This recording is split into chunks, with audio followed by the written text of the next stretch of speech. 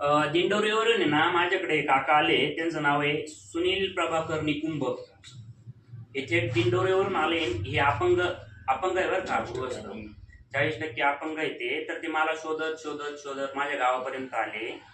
जवळजवळ ते 5 वाजेपर्यंत माझी वाट बघताय. तर माझ्या वैयक्तिक कारणासाठी मी शहरामध्ये गेलो होतो. माझं काम चालू होतं. तेव्हापासून ही माझी वाट बघताय. ते आले कशासाठी माहिती का? प्रत्येक वेळेस मी महसूल विभागाविषयी बोलतोय. तलाठी, सर्कल, तहसीलदार, प्रांत आणि पार वरती जिल्हाधिकारी, ही जी यंत्रणा आहे ना, महसूल यंत्रणा, ही करप्टेड आहे, ही भ्रष्टाचारी आहे. प्रत्येक वेळेस मी यांचे ना वाबाडे काढतोय, यांच्यावर ताशेरे ओढतोय. कारण आहे ना, यांनी छळलंच आहे ना, एवढं आहे ना. शेतकरी असल, तुमचा व्यवसाय काय? आपलं काय मजुरी आहे? हातावरची मजुरी करता तुम्ही? ड्रायव्हरचे काम वगैरे करतो. द्राक्ष बागाचे. कसले? द्राक्ष बागाचे आहे ना. द्राक्ष बागाची फिटिंग वगैरे करता तुम्ही?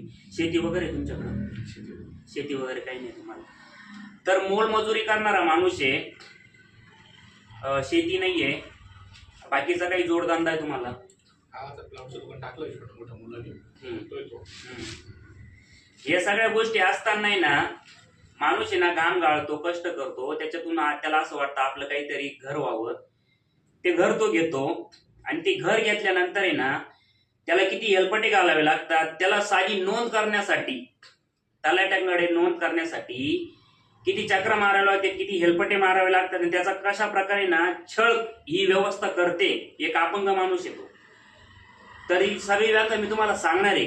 पण तत्पूर्वी या ज्या महसूल विभागासंदर्भात असणाऱ्या सगळ्या ना भ्रष्टाचाराच्या आपण करून का नाही ऐकतो. आणि मला तुम्हाला सांगू का, मी डायरेक्ट तुमच्यावर का बरं वार करतो किंवा तुमच्यावर थेट का बोलतो माहिती का? पूर्ण महाराष्ट्रभरातून जे फोन येतात ना, 90% कंप्लेंट आहे ना, त्या महसूल विभाग संदर्भात असतात, शेती संदर्भात असतात.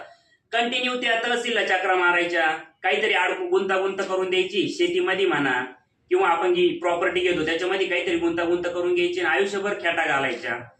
आता हा विषय कुठेतरी थांबला पाहिजे. शेतकऱ्याची छळवणूक, पिळवणूक, अडवणूक ह्या गोष्टी बंद झाल्या पाहिजे. आणि मरणाचा पगार देतो ना आपण. तलाठी झालं, सर्कल झालं, तहसील झालं, प्रांत झालं, वरती जिल्हाधिकारी झालं.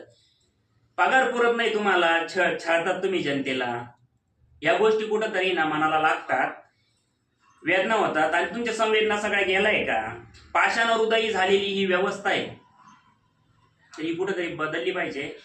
कवी कुसुमाग्रजांनी तेव्हा सांगितलं रे, 70